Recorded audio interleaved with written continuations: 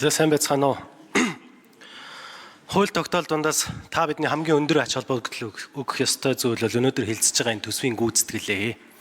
2025 онд нийт төрийн бүх байгууллагууд 31 их найт төгрөгийг зарцуулсан. Ажил хөдөлмөр эрхэлдэг, татвар төлдөг, иргэн аж ахуйн нэгжүүд байгаа учраас энэ их мөнгийг зарцуулах боломж нөхцөл бүрдсэн гэдгийг өнөөдөр бид энэ ч мартаж болохгүй.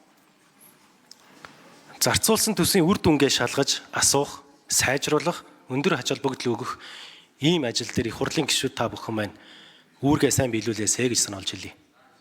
Нэгдүгээр асуулт. Засгийн газрын хэрэг эрхлэх газар, үндэсний аудитын газар төсвийн доктортой байдлын зөвлөлөөс өнгөрсөн оны 113 дугаар улсын хурлын тогтоол.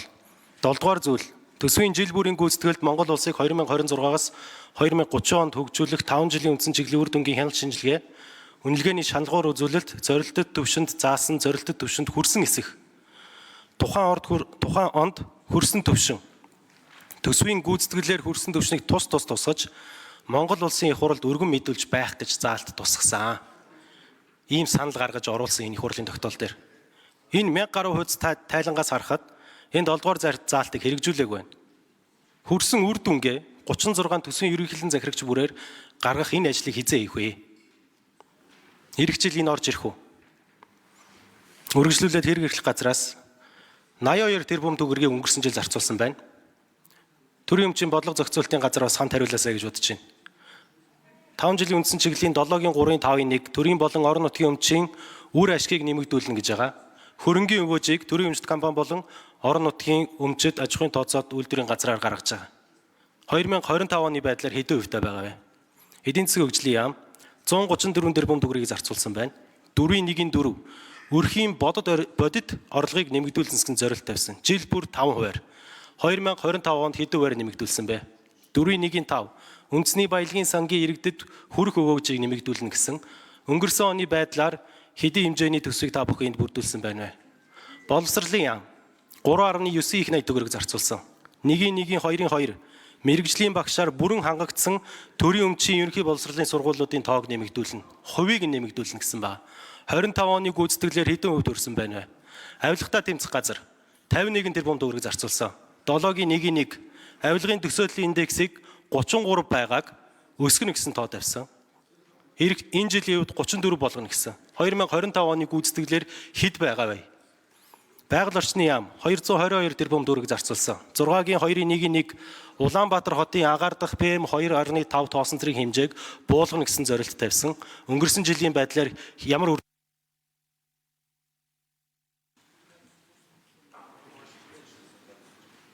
За энэ хоёр сайд дараад нь хэн байсан бэ? Аудит төсвийн доктортой байдлын зөвлөл хариулъя. За төрийн өмчийн компаниуд үндсэндээ Эрдэнэс 5-7 Монроос гэсэн компаниудаас бусд нь бол одоо их ашиг муутай ихэнх нь алдагдaltaй байна гэж байна. За тоонууд хэлье.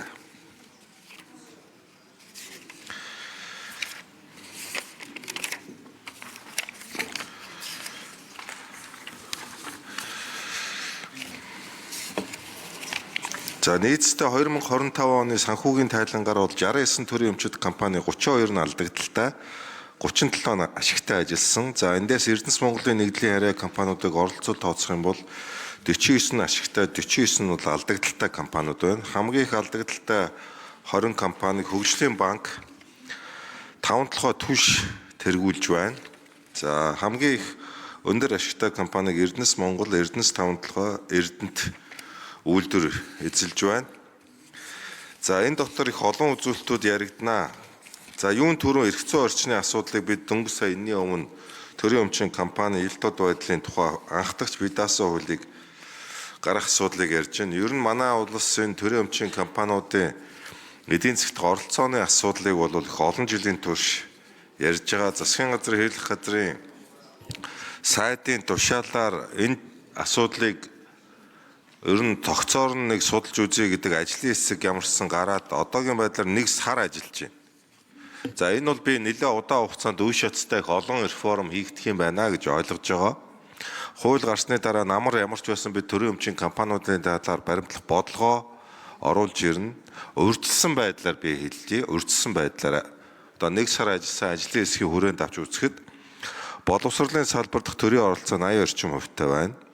Эрчим хүчний салбарт 70% байна. Тээврийн салбарт 37% байна. Уул уурхай салбарт энэ саяны хэлж байгаа 4 чиглэл төрийн хамгийн их оролцоо байна гэсэн ийм чиглэл гарч байна. Төсвийн ноогдол ашийн талаас нь авч үзэх юм бол үндсэндээ Эрдэнэс 5 компаниас бараг төсөв бүрэн хамааралтай. За сарын өмнө би яг л усан цамц гишүүний асуултанд хариулахдаа төрийн өмчийн компаниудын төр бол нэг жилдээ 55 орчим тэрбум төгрөгийн түрээсийн зардал гаргаж байна. 5 орчим тэрбум төгрөгийн орлого олж байна гэдэг ийм дүнг танилцуулж байсан. За энээс хоошоо дахиж сая хэлсэнчлэн төрийн өмчийн компаниуд дээр нэмэх нь орон нутгийн өмчийн компанид орох юм бол энэ 600 гаруй явчихна.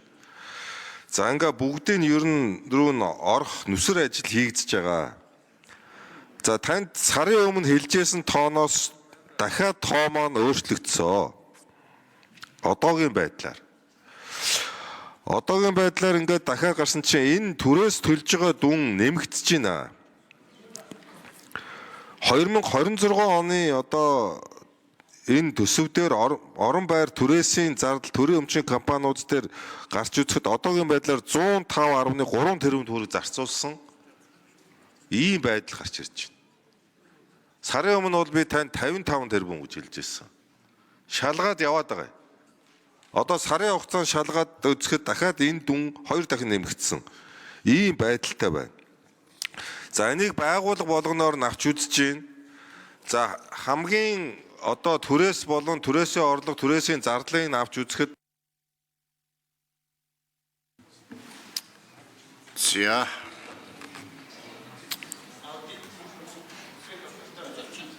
зочин танилцуулчи улсын хурлын гишүүн мөнгөн цогийн ган хөлгийн урилгаар Сүхбаатар аймгийн Онгон сум ерөнхий олон улсын сургуулийн 2006 оны төгсөгчид улсын их хурлын үйл ажиллагаа төрийн ордонтой танилцж байна. Төгсөлтийн 20 жилийн аг тэмдэглэж байгаа та бүхэнд их хурлын гишүүдээс эрүүл их хасж байгаа сайн сайхан мөн хүсье. За үдэт Магнас өрн дарга 3 дугаар микрофон.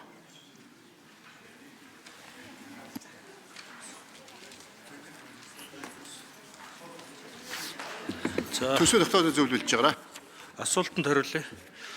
За төсвийн ерөнхийлөн захирагчийн одоо хөтөлбөрийн хөр хүрдэн батлагдсан боловч хэрэгжүүлэх арга хэмжээ тодорхой ус, зарим хөтөлбөрийн зорилт хөр хүрдэн шалгуур үзүүлэлтүүд тодорхой ус байгаа. Оновчгүй, хэмжих нэгж уялдаагүй, суур төвшин алдаатай хэмжигдэхүйц ус байгаа зэргээс болоод үр дүнг тооцох боломжгүй байна гэж манайх дүгнсэн байгаа. Ингээд бид нар аудитын шийдлээ юу гэж оргисон бэ гэхээр зэрэг тэргуун шадар сайдад бид нар зөвлөмж өгсөн байгаа. Энэ зөвлөмжийн 2 дээр улсын төсвийн хөрөнгө оруулалтын үр дүн үнэлэх шалгуур үзүүлэлтийг барих барилга байгууламжийн тоо замгүйр инженерийн шугам шилжээний ажлын урт хөрөнгө оруулалтын ажлын явц гүйцэтгэлийн хуваар бус салбарын онцлог тохирсон бодлогын зорилт үр дүн чиглэсэн оновтой шалгуур үзүүлэлтээр тодорхойлж улсын хөгжин жилийн төлөвлөгөөний хяналт шинжилгээ үнэлгээний үзүүлэлт тусгах гэдэг ингээд зөвлөмж. За гүйцэг хариулчи. Хариулаа болцоо. Хариулт болцсон уу? За. Төсвийн тогтмол байдлын зөвлөл.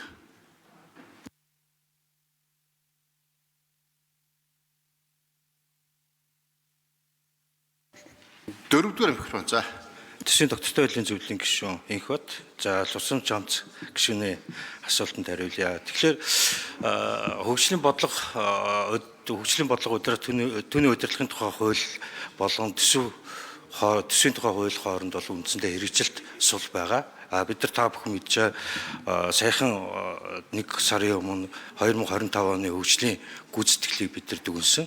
За ер нь бидний байр суурь бол энэ засгийн газрын санхүүгийн нэгдсэн тайлан улсын төсвийн гүйцэтгэл хоёрыг хөгжлийн одоо төлөвлөгөөний гүйцэтгэлтэйгээ хамттан хэлцэхгүй бол нэгтлэн бид нар өөрөөр хэлбэл төсвийн байгууллагын зардлыг бид нар яриад байгаа болохоос яг гишүүний асуултанд асуугаад байгаа тэр зүйл бодлого үр дүнд хүрсэн зүйлтэйг бол холбож өгч чадахгүй яваад байгаа. Тийм болохоор цаашдаа бол энэ улсын нэгдсэн төсвийн гүйцэтгэлийг үнэлэхдээ улсын хөгжлийн бодлого хэрэгжилтэд уялдуулж дүгнэх зайлшгүй шаардлагууд харагдаж байна. Угаасаа энэ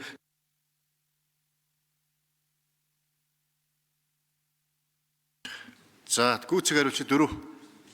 төсвийн тухай хуулийн 27-гийн 1-5 болон за мөн хуулийн 54-ийн 5-ын 4 заасан хөтөлбөр арга хэмжээнд зохицуулсан төсөв хүрсэн үр дүн бол тооцоод хүндрэлтэй байгаа. Цаашдаа хөтөлбөр суурьсан төсвийн төлөвлөлтийг эргээд бид нар бодиттой үнэлэх төсвийн хөрөнгө зарцуулалттайгаа уйж үр дүн тооцох асуудал бол орхигдож явж байгаа гэдэг нь үнэ. За За эдийн засгийн хөгжлийн яам. Хэрэрлэх инх хоёрсад. За инх хоёрсад. Шадарсад инх хоёр. Энэ Монгол улсыг 2021-ээс 25 онд хөгжүүлэх 5 жилийн үндсэн чиглэл маань өөрөө өнөөгийн бидний хэрэгжүүлж байгаа үндсэн чиглэлээс энэ боловсруулсан аргачлал нь их өөр байсан. Энэ аргачлал жоохон учир дутагдал ихтэй.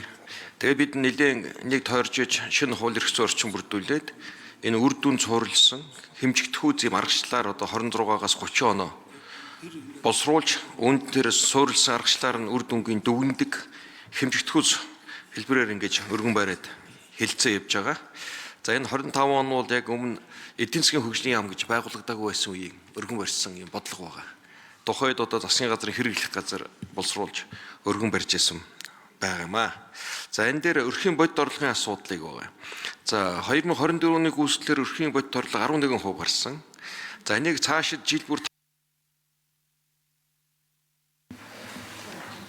За хариултаа дуусгач. 24 оны гүйцэтгэлээр өрхийн орлого 11% өссөн. Цаашид бол 5% буулгахгүйгээр өрхийн орлогыг авч явахаар ингэж төлөвлөгөөнд тусаж байгаа. За өрхийн орлогыг 2024 оны гүйцэтгэл нь 8.9%, 2025 онд 5% өсөж зорилгоо бол хангасан байна. За өрхийн бодит орлого гэдгийг нийт орлогоос нь энэ инфляцийг хасаад тооцсон бодит яг өсөлт юм шүү. Улсууд инфляцаас багагүй гэж яриад байдаг. Энэ бол инфляцаа хасаад бодитоор өссөн өсөлт. За өрхийн орлого бол ингээд тавьсан зорилттой 25 оны хувьд бол хангасан байна л гэдэг юм мэдээ байна. Явуулсан уу? За өлзөө хүн шижигч асуулт асууя. Хэн бэ? боловсролын яамаас сууж ирсэн.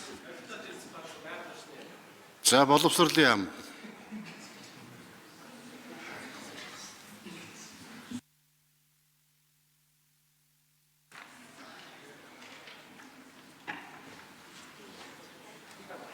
Инкам болон сайд. За тавсан замц гишүүний асуултанд хариулъя. Яг одоо мэрэгжлийн багшаар бүрэн хангагдсан сургуулийн тоо хэд байна вэ гэдэг шиг байна. Тэр яг 25 оны гүйцэтгэл ярьж байгаа учраас бол одоо нийт төрийн өмчийн сургуулийн 717 сургуулийн 40% нь өнөөдөр одоо мэрэгжлийн багшаар бүрэн хангагдсан гэсэн ийм тоо гарсан байна. Гэхдээ энэ тооны цаана одоо бусад сургуулиуд нь мэрэгжлийн багшгүй болсон юм шиг бас буруу ойлголт бас нийгэм төрүүлж болохгүй гэж бодож байна. Нийт одоо системийн хувьд бол манайх одоо мэрэгжлийн багшийн хангалт бол 97-98%-тэй байж байгаа. Ер нь өөрөө боловсролын салбарын онцлог бол одоо залуу багш нар их байдаг. Учираас бол одоо декрет жирэмсний амралтаас болж 2000 багш нарын хөдөлгөөн гардаг. За ингээд нэг 400-500 багш нарын тэтгэврт гардаг учраас бол 2500-600 багшийн хөдөлгөөн гардаг учраас энийг одоо багшч мэрэгчлэр сурж байгаа хүмүүсийн төгсөл төр зохицуулдаг бас нэг ийм онцлогтой салбар байгаа.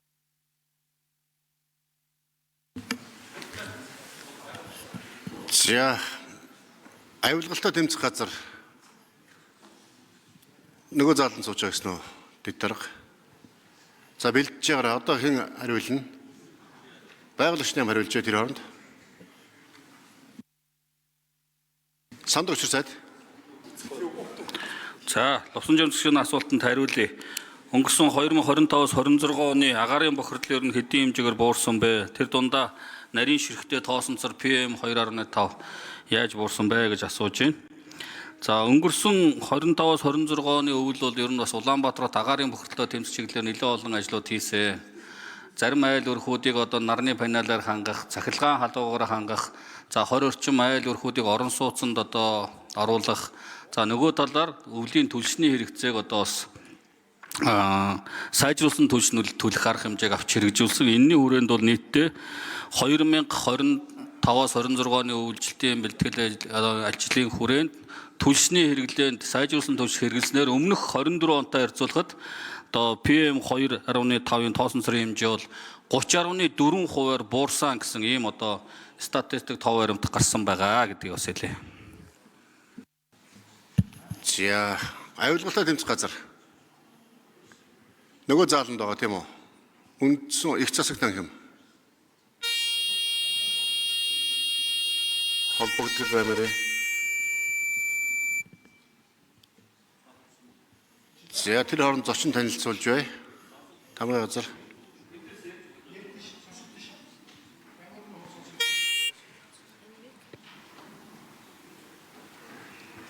Зочныхоо танилцуул гаргачихгүй юу?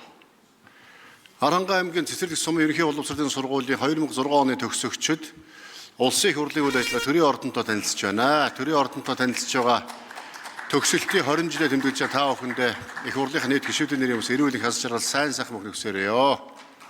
Энэ жил энэ өдөр 2006 оноор л нөгөө яасан өдөр идлээ.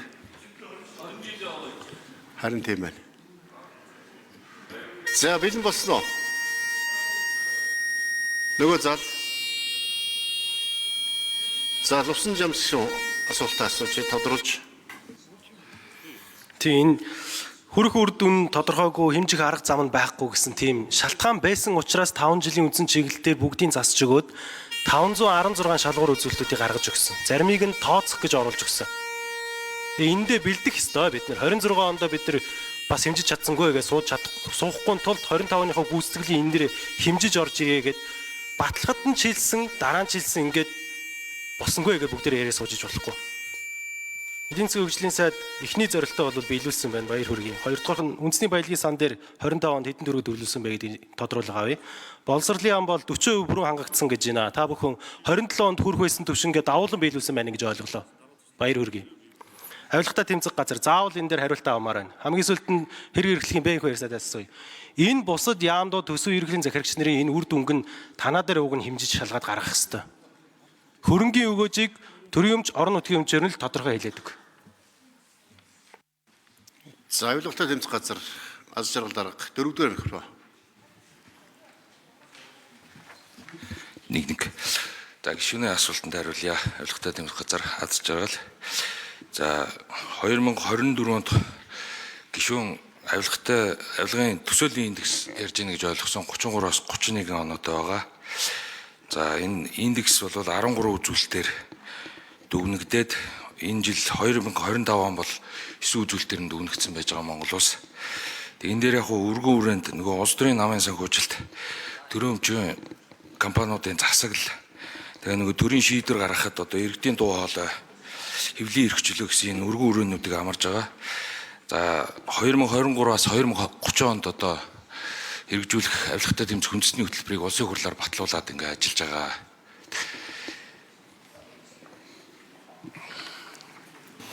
За энэ хоёр сайд дээр төрийн өмч компаниудын хөрөнгө өгөөж хэрэглэхийн сайд энэ хоёр. Юу л да засгийн газрын засгийн газрын хяналт үнэлгээний шинжилгээ бол тэргүүн шийдвэр сайд дээр эхлэх асуудал байгаа юм засгийн газрын хуулиар. Гэхдээ нэг засаг учраас тэрний сайд энэний сайд гэдэг яг хуу ер нь энэ хяналт шинжилгээ үнэлгээний чигүүрэг хэрэглэхийн сайдээр эхлэх асуудал байх хэрэгтэй юм байна. Төсвийн тодтол хийгээд засгийн газрын бүрэлдэхүүний асуудал ярил одоо энэ бодлогын салангат байдлыг засах гэсэн юм бий болов юм бодолд саналтай баг. Хуулиар засах юм.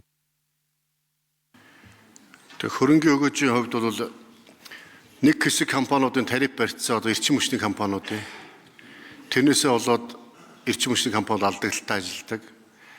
За нэг хэсэг компаниудыг нийгмийн хариуцлагын хүрээнд алдагдaltaй шамаагүй ард иргэдэг эрүүл аюулгүй орчинд амьдрах нөхцөл бололцоог бүрдүүлгээд аззаа компаниуд мэтийн компаниуд дээр маш бага төсөө өгдөг. Тэрүүгээрээ замаа цасаа цэвэрл.